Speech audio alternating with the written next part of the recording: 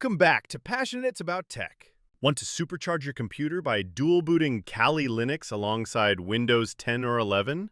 Today, I'm walking you through the complete process of setting up a dual boot system so you can switch between Windows for everyday tasks and Kali Linux for cybersecurity and ethical hacking.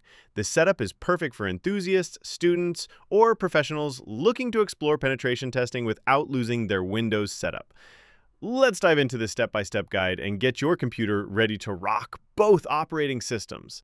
Let's start by understanding dual booting and why it's so powerful. Dual booting means installing two operating systems on your computer, allowing you to choose which one to boot into each time you start up. Kali Linux is a specialized Linux distribution packed with security tools, ideal for penetration testing, ethical hacking, or learning cybersecurity. Here's what you'll need: a USB drive with at least 8 gigabytes of capacity, the Kali Linux installer ISO, and software to make the USB bootable. You'll also need at least 20 gigabytes of free disk space for Kali, though I recommend 50 to 80 gigabytes for a smoother experience with tools installed. So let's dive in. Step 1. Download the Kali Linux ISO. Open your browser, type Kali Linux in the search bar, and hit enter.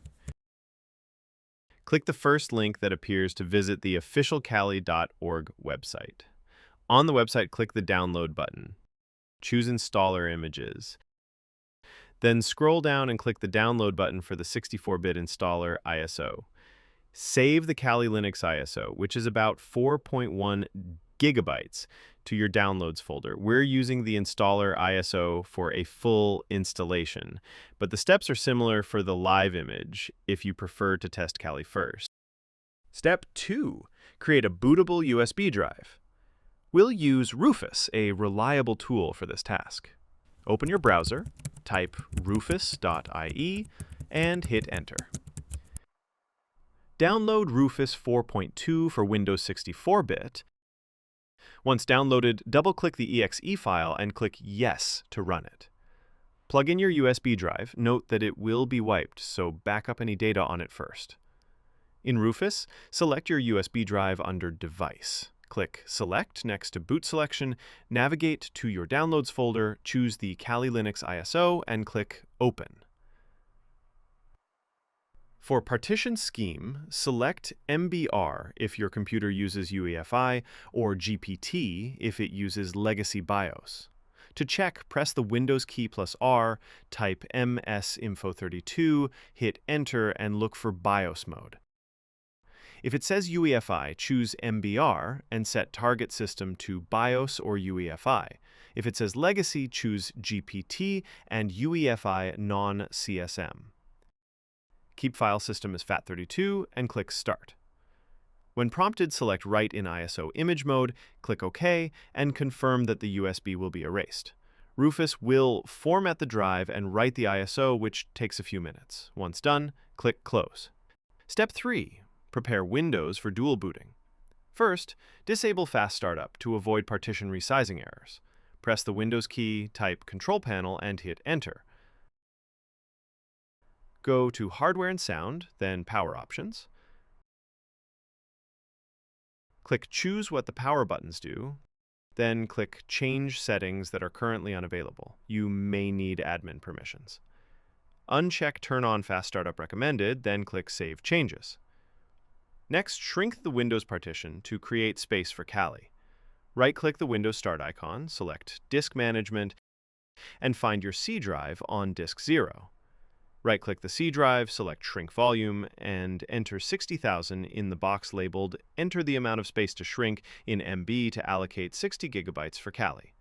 Click Shrink to create unallocated space. If you want more space for Kali, repeat the process, but ensure at least 100 gigabytes remain for Windows to function smoothly. You should now see about 60 gigabytes of unallocated space in Disk Management. Step 4. Configure your computer's BIOS. Power off your computer, then power it on, and immediately press the BIOS key. Common keys include F2, F12, or Delete, but check your computer's manual or manufacturer's website for the exact key. For example, search online for your computer model plus BIOS key to confirm. In the BIOS, navigate to the Security tab. Find Safe Boot and set it to Disabled. A secure boot can prevent Kali from booting. Next, go to the Boot Sequence or Boot Options tab and move the USB drive to the top of the boot order. If you don't see the USB, ensure it's plugged in and try resetting BIOS to optimize defaults, then recheck. Save changes, usually by pressing F10. Select Yes and exit. Your computer should now boot from the USB drive. Step 5. Install Kali Linux. When the Kali boot menu appears, select Graphical Install for a user-friendly interface and press Enter. Choose your language like English, your location such as United States, and your keyboard layout like American English. Connect to the internet via Ethernet or Wi-Fi to download updates during installation. Ethernet is simpler, but select your Wi-Fi network if needed. Set a host name like Kali. And leave the domain name blank for simplicity. Create a username, such as Kali user, and a strong password, not just Kali, for security.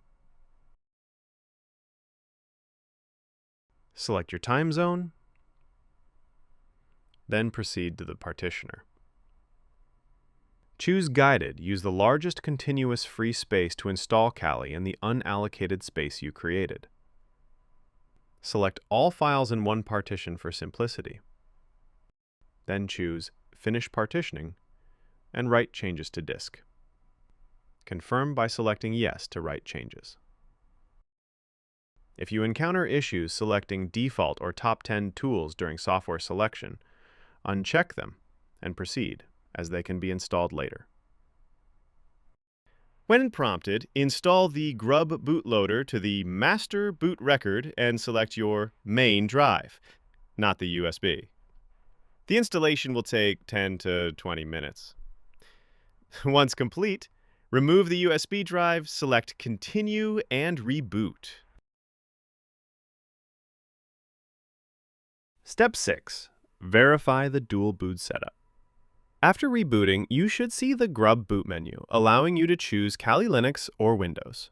If Kali is set as default, it boots after 10 seconds, or press Enter to boot immediately. Log in with your username and password. To boot into Windows, restart and select Windows from the GRUB menu. Step 7. Update your systems. For Kali, you can enhance your setup by updating it. Open a terminal. Type sudo apt update. Press Enter, enter your password. To install default Kali tools, type sudo apt install Kali Linux default and press Enter. This adds essential security tools, but it may take time due to the large package size. If this guide helped you set up your dual boot computer, smash that subscribe button to join the Passionate About Tech community for more in-depth tech tutorials. Drop a comment below if everything worked. Thanks for watching, and I'll see you in the next video.